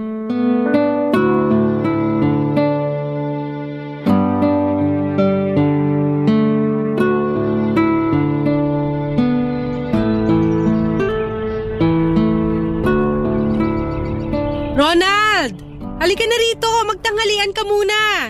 Sige, papunta na ako dyan. Ay, napakainit ng panahon. Oo nga eh. Ito, may dala akong face towel. Akin na yung hawak mo kasi mukhang masyado ng basa ng pawis yan. Ay, salamat. Ito, iba talaga ang init ng araw ngayon kumpara nung nakaraang taon. Sinabi mo pa. Parang kada taon mas tumitindi talaga ang init ng panahon. Uminom ka muna ng tubig. Oh. Buti malamig tong dinala mong tubig para sa akin. Sinadya ko talaga yan. Kasi alam ko na ibang pagod mo ngayon dito sa bukid. Galit na galit kasi talaga yung araw oh. Kahit nga nakapayong ako habang naglalakad kanina papunta rito, pakiramdam ko napakalapit lang ng araw sa nilakaran ko. Oh, eto na ang plato mo na may kanin at binagoong ang baboy. Salamat, Marlene. Mukhang mapaparami ako ng kain yan kasi binagoong ang baboy pala tong niluto mo ngayon para sa akin.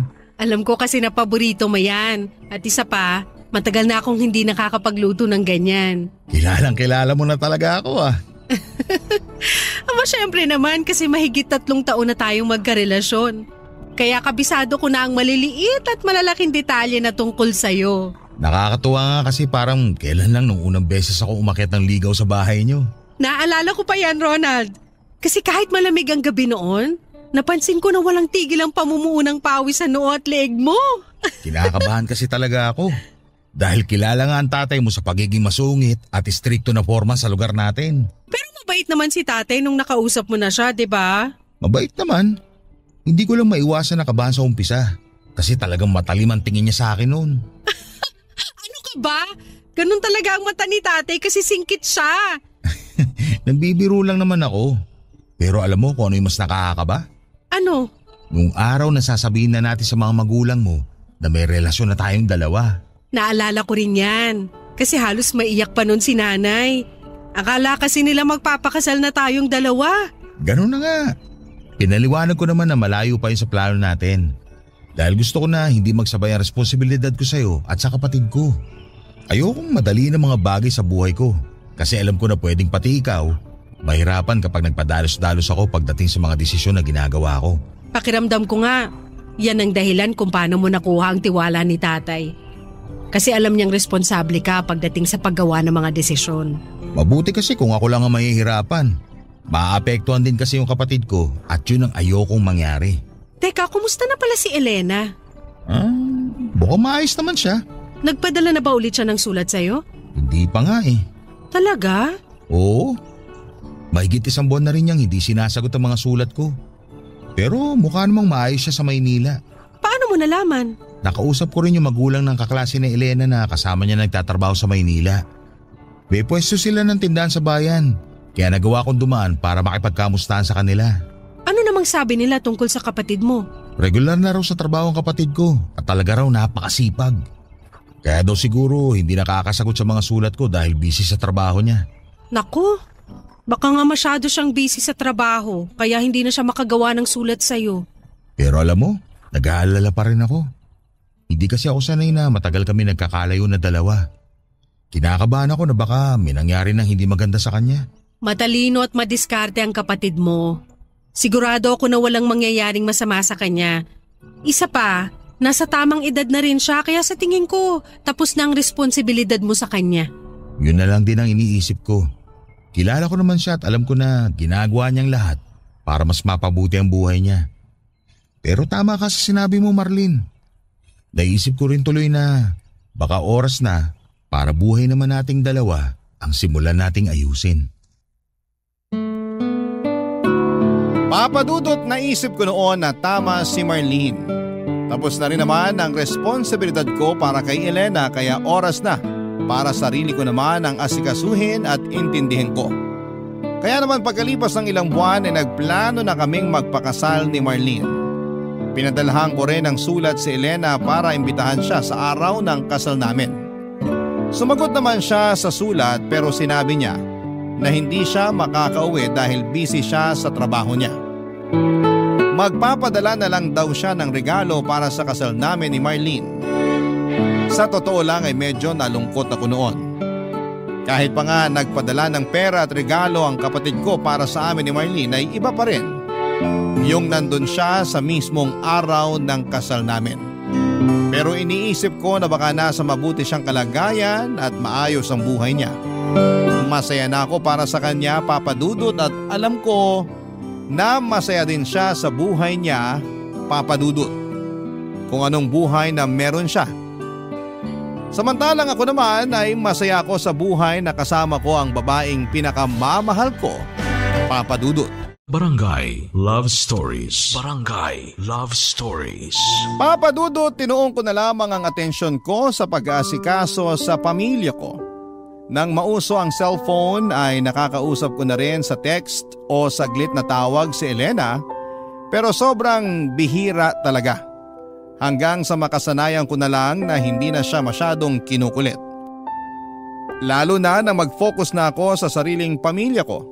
Sila na ang naging buhay ko noon, lalo na nang mabigyan ako ni Marlene ng 2 anak. Ginawa ko, Papa Dudut, ang lahat para maging responsableng padre de pamilya. Ang nasa isip ko noon ay kung nagawa kong itaguyod ng mag-isa at mapagtapos ng kolehiyo ang kapatid kong si Elena, ay kaya ko rin gawin yon sa mga anak ko. Hindi madali dahil habang tumatagal ay tumataas ang lahat ng presyo ng mga bilihin at mga gastusin. Pero wala akong hindi kakayanin para sa pamilya ko. Ilang taon nga ang lumipas, nabalitaan ko na lamang na umuwi ang kapatid ko pero hindi sa bahay namin, kundi sa isang bahay sa bayan na hindi ko alam na nabili na pala niya noon, Papa Dudut.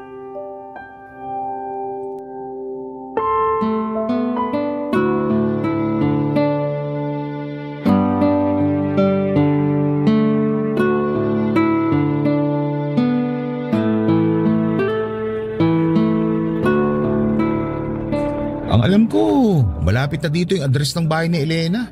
Medyo nakakaligaw sa lugar na to, no? Oo nga eh. Maluwag kasi yung kalsada dito, pati na yung bakuran ng bawat bahay.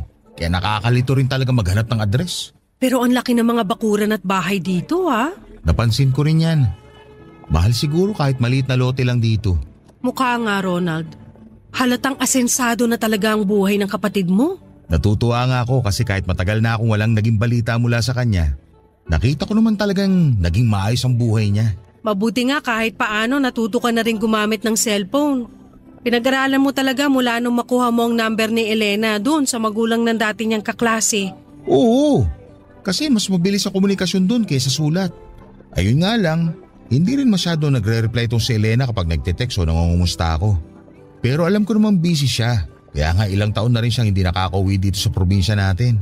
Sa tingin mo, Ronald, ayos lang talaga na pumunta tayo ngayon sa bahay niya? Oo naman. Narinig mo naman yung sabi ng kapitbahay natin kanina. Ngayon daw yung pa-house blessing ni Elena sa nabili niyang bahay.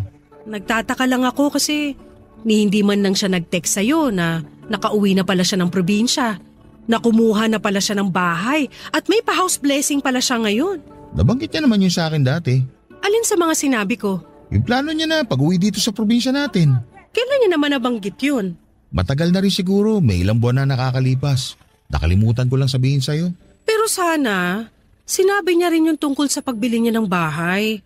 Kita mo nga, pati ikaw nagulat nang malaman mong nakauwi na siya at doon na siya dumiretso sa bagong bahay niya. Ang buong akala pa naman natin doon siya sa bahay natin titira. Hayaan mo na kasi mukhang marami rin talaga siyang inaasikaso bago siya umuwi dito sa probinsya. Ang mahalaga, makikita na ulit natin siya. Sa susunod na punta natin, isama natin ang mga bata. Sigurado ako na sabik na rin si Elena na makita at mayakap niya ang mga pamangkin niya. Teka, mukhang nandito na tayo. Ito na ba yung bahay niya? Oo, nakasulat dito sa gate yung address na binigay ng kapitbahay natin. Mukhang ito na nga kasi kita mula sa mga nakabukas na bintana na maraming tao sa loob ng bahay. Tara, pumasok na tayo. Ronald, sandali lang. O bakit? Anong problema? Dito na lang muna tayo sa may gate. Tapos i-text mo na lang si Elena sa cellphone niya. Naku, wala na akong load na pantext o pantawag sa number niya. Pumasok na tayo kasi sigurado naman ako na inaasahan niya rin ang pagdating natin. Pero kasi baka lang… Parang si Elena ay lumabas ng bahay na nakabistidang asul ah. Si Elena nga! Elena! Elena! Si Kuya Ronald mo to! Kuya Ronald? Oo, ako nga to! Kasama ko si Ate Marlene mo! Teka lang, puntahan ko na kayo dyan sa may gate. Sabi sa'yo, di ba? Welcome na welcome tayo sa bahay ng kapatid ko. Elena, kapatid ko! Sobrang namiss kita. Payakap nga ako. Pasensya na, hindi ko napigilan ang sarili ko na yakapin ka. Ayos lang, Kuya Ronald. Kumusta pala kayo? Ayos lang kami ng hipag mo. Yung dalawang pamangkin mo, hindi lang namin naisama kasi pumasok sa school. Ikaw, Elena, kumusta ka na? Eto, medyo tumaba pero maayos naman ako. Maayos naman ang buhay ko. Halata nga na maayos ang buhay mo kasi malaki yung bahay na nabili mo. Pinag-ipunan ko talaga yan. Tapos sakto naman na nag-abroad na yung dating nakatira dyan kaya naibenta sa akin na mas mababang halaga. Paano niyo pala nalaman kung saan ako nakatira? Yung nanay ng dati mong kaklase na kasabay mo lumuwas na Maynila noon ang nagsabi sa akin at nagbigay ng address mo. Nabanggit niya nga rin na ngayon yung pa-house blessing mo eh. Oo, pero tapos na yun kanina pa. Pero kuya, Ate Marlene, pasensya na kung hindi ko muna kayo maiimbita sa loob Bakit naman? Puro taga Maynila kasi ang mga bisita ko. Tsaka medyo magulo pa rin ang loob ng bahay. Sa ibang araw na lang kayo pumunta, ayos lang ba? Pero… Ayos lang, Elena. Walang problema doon. Babalik na lang kami sa ibang araw. Tara na, Marlene. Umuwi na tayo at baka abutan tayo ng gabi sa daan. Papadudot, matagal bago ako natutong gumamit ng cellphone noon. Pinilit kong pag-aralan yon nang makuha ko ang number ni Elena. Doon kami ulit nagkaroon ng komunikasyon pero bihira pa rin siyang mag-reply sa mga text ko. At mula nang mabalitaan kong umuwi na ng probinsya namin si Elena ay hindi na talaga ako mapakali. Sobrang sabik na kasi akong makita siya noon dahil ilang taon na rin akong walang naging balita sa kanya. Kaya naman hindi ko na napigilan ang sarili ko na puntahan siya sa address ng bagong bahay niya na nakuha ko. At nang makita ko siya, hindi ko na nga napigilan ang mayakap siya. Naramdaman ko na medyo nailang siya sa akin dahil syempre ilang taon na kaming hindi nagkita at magkasama. Kaya naman sinunod ko na lamang ang pakiusap niya na sa ibang araw na lamang kaming dumalaw sa kanya dahil may iba siyang bisita noon sa bahay nila. Pagkalipas nga ng 2 araw ay dumalaw ulit ako sa bahay ni Elena kasama si Marlene at ang panganay na anak namin. Pinatuloy kami ni Elena noon at pinagmeryenda pa nga ng ininit niyang spaghetti na natira pa yata noong handa sa house blessing na may kasamang soft drinks. Napakalaki talaga ng pinagbago ng itsura ng kapatid ko at masasabi ko na talagang umasenso na ang buhay niya. Dahil kompleto halos ang appliance sa loob ng bahay niya. Nagkamustahan kami at sinabi niya na doon na raw siya ulit sa probinsya namin maninirahan dahil balak niyang magtayo ng malaking grocery store. Nagulat din ako, Papadudot, nang sabihin niya na kung papayag raw ako ay plano niyang pag-aralin ang panganay kong anak ng grade 4. Sasagutin niya lahat ng baon, gamit at kung ano paman ang kailangan ng anak ko. Nagdalawang isip ako pero sa huli ay pumayag ako sa gusto niyang mangyari. Maayos naman ang naging usapan namin na doon muna sa kanya titira ang anak ko kapalit ng pagpapaaral niya dito. Nakakadalaw pa kami sa kanya noong unang mga linggo at buwan. Hanggang sa isang araw na dumalaw ulit kami doon ni Marlene ay nagulat ako nang makita ko na hinahampas at sinasabunutan ng kapatid ko ang anak ko. Hindi po ako makapaniwala sa mga nakita namin. Kaagad kong hinilang anak ko at sinabi kong mauna na siya sa sakay ng tricycle at doon na lamang kami hintayin ng nanay niya, Papadudot.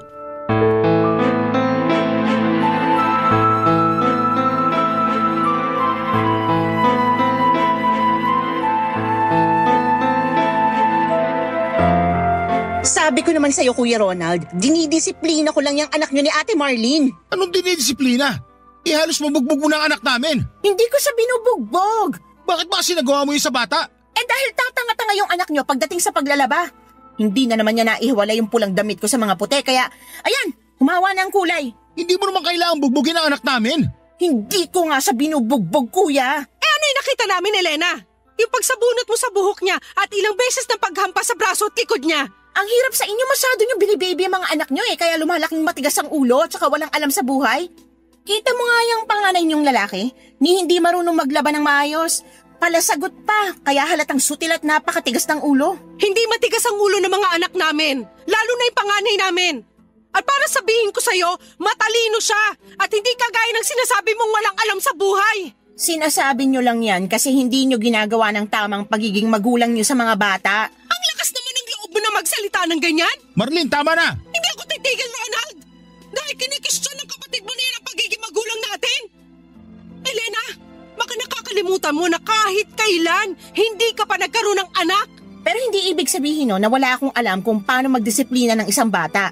Ang sabihin mo, masyadong mabigat yung mga kamay mo at hindi ka muna nag-iisip bago mo sinaktan ng anak namin. Anong sinasabi niyong hindi nag-iisip? Baka ikaw yun, Ate Marlene. Kasi sa ating tatlo, alam natin na ako ang pinaka nasa tamang pag-iisip. Talaga ba? Kaya ba nagagawa mo sakta ng bata na walang kalaban-laban? Ginagawa ko lang kung anong alam kong tamang paraan ng pagdidisiplina. At kailan pa naging tamang pananakit ng bata, Elena? Kailangan naman kasi disiplinahin talaga yung mga batang nakakagawa ng mali, di ba? Para hindi na nila ulitin. Pero sa ibang paraan. Hindi sa pananakit na ginagawa mo. Hindi magtatanda ang mga bata kung masyado nyo silang bine-baby. Pero hindi rin makakabuti sa kanila yung pagbuhatan sila ng kamay. Pagdidisiplina ang tawag sa ginawa ko sa anak nyo, Ate Marlene. Kailangan tumatak sa kokote niya ang mga bagay na kailangan niyang tandaan. Kung hahayaan niyo siyang ganyan lang ang alam sa buhay, baka tumanda rin siyang walang alam kagaya ni... Kagaya nino? Kagaya ko? Bakit bigla ka na lang tumahimik, Elena? Ituloy mo yung gusto mo sabihin. Mabuti pa umalis na kayo. Hindi pa tayo tapos mag-usap. Kaya hindi kami aalis ni Marlene dito sa bakuran ng bahay mo. Gusto ko nang magpahinga, kuya. Umuwi na kayo ni Ate Marlene. Kailan mo pa sinimulan sakta ng anak namin? Hindi ka makasagot. Kasi hindi mo na rin maalala kung kailan mo unang beses sinaktan ng anak namin, tama? Pwede ba, Kuya Ronald? Tama na nga ang usapan na to. Umalis na lang kayo ni Ate Marlene. Gusto ko lang malaman ang sagot sa mga tanong ko. Kaya ba sinasaktan mo ang anak ko dahil natatakot ka na maging kagaya niya lang ako? Na isang magsasaka na kailangang araw-araw at buong maghapon na nagtatrabaho? Bakit hindi ka nagsasalita, Elena? Bakit hindi mo aminin na sobrang baba ang tingin mo sa akin? Na kinakahiya mo ako bilang kapatid mo? Kaya ayaw mong tumulad sa akin ng anak ko kasi para sa'yo, walang narating ang buhay ko. Aminin mo na, Elena. Mababa talaga ang tingin mo sa akin. Oo, sige na. Kaya ko lang naman dinidisiplinang mabuti ang anak niyo kasi ayoko maging kagaya mo siya na walang ibang narating o naging trabaho kundi ang pagiging magsasaka lang. Ayoko mabulok ang buhay niya sa palayan. Baka nakakalimutan mo, Elena. Nagkaroon ng malaking bahagi ang trabaho ko para sa tagumpay na meron ka ngayon sa buhay mo. Hindi ako nanunumbat at kahit kailan, hindi ako naningil sa kung ano man ang naibigay ko sa'yo. Ronald, tahan na. Isa pa, Elena. Kahit kailan, hindi kita sinaktan. Hindi dumapong palad ko sa kahit anong bahagi ng katawan mo para saktan ka. Tapos, makikita na lang namin ni Marlene kung paano saktan ang panganay na anak namin. Alam mo, tama nga sila. Binabago ng Maynila hindi lang ang buhay, kundi pati na rin ang ugali ng mga tao na ikipagsapalaran sa lugar nila. At siguro nga, kasama ka sa mga pilit binago ng Maynila. Dahil hindi na kita kilala, Elena. Hindi na ikaw yung dating mabait at mapagmahal na kapatid ko. Papa Dudut, hindi talaga ako sanay na mapalayo ang mga anak ko mula sa amin, lalo na ang panganay kong lalaki dahil sa kanya ako pinakamalapit. Pero inisip ko na lamang na para din yon sa ikabubuti niya. Isa pa, hindi naman talaga siya sobrang mapapalayo sa akin. Sa bahay ni Elena na nasa bayan lamang siya titira na isang jeep at isang tricycle lang naman ang layo mula sa amin. Sa unang mga buwan ay madalas ko siyang dinadalaw noon sa bahay ni Elena pero nararamdaman ko na parang naiirita ang kapatid ko kapag napapadalas ako sa bahay nila. Iniisip ko na lamang na baka naiistorbo ko ang pamamahinga niya kaya naman binawasan ko na ang oras ng pagdalaw ko sa anak ko. Sa tuwing magkakausap naman kami ng anak ko ay wala siyang ibang kinikwento kung hindi puro kabutihan na ginagawa sa kanya ng tita Elena niya. Na palagi raw siya nitong pinapakain ng masasarap na pagkain at hindi masyadong inuutusan sa mga gawaing bahay. Puro magaganda ang kinukwento niya kahit napapansin ko na biglaan ang kanyang pagpayat. Paglalim ng eye bags at paminsan-minsan ay mga pasa niya sa braso. At hindi talaga ako makapaniwala nang makita ng sariling mga mata ko kung paano saktan ang anak ko ng sarili kong kapatid ng mga oras na yon. Kahit kailan ay hindi ko po pinagbuhatan ng kamay ang sino man sa mga anak ko. At ni isang beses ay hindi rin dumapo ang kamay ko sa balat ng kapatid kong si Elena. Kaya naman hindi ko na rin napigilan ang sarili ko na isumbat ang mga naitulong ko kay Elena. Hindi ko siya tinulungan, inalagaan, binigyan ng proteksyon at pinag-aral para tanawin niya yon sa akin na utang na loob. Ginawa ko lahat ng yon kasi mahal ko siya bilang kapatid ko at akala ko ay ituturing niya rin na pamilya ang pamilya ko pero nagkamali ako. Nang makauwi kami ng bahay ng asawa at anak ko ay doon sa amin kinuwento ng panganay naming anak kung paano siya pagmalupitan ni Elena. Dahil sa pangarap niya at alam niyang pangarap din namin na mga magulang niya na makapagtapos siya ng pag-aaral. Tinis niya ang lahat ng yon. Konting pagkakamali lang daw kagaya ng ilang minuto na maunang magising sa kanya si Elena, hindi makapagluto ng hapunan para dito, maiwan ng walis tambo sa may tabi ng sofa at kung ano-ano pang mga maliliit na bagay ay hampas, batok sa bunot at iba pang pisikal na pananakit kaagad ang natatamo niya. Doon ko mas nakita ang mga tinatago niyang pasa at sugat mula sa kamay ng nag-iisang kapatid ko. Triple ang naramdamang kong kirot nang dahil doon. Dahil kapatid ko pa mismo ang gumawa noon sa sariling anak ko.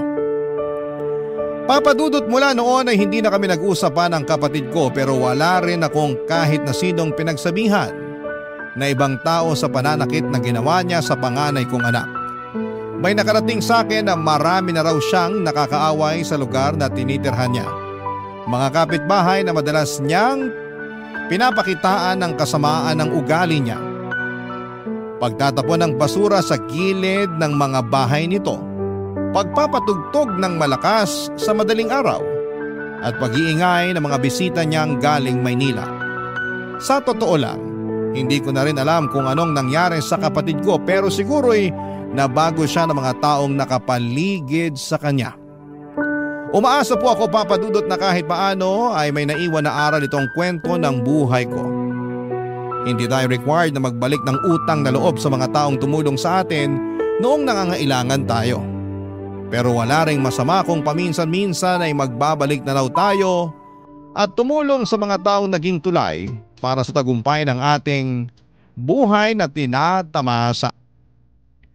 Hanggang sa muli, ako ang inyong kapuso at kabarangay forever, Ronald.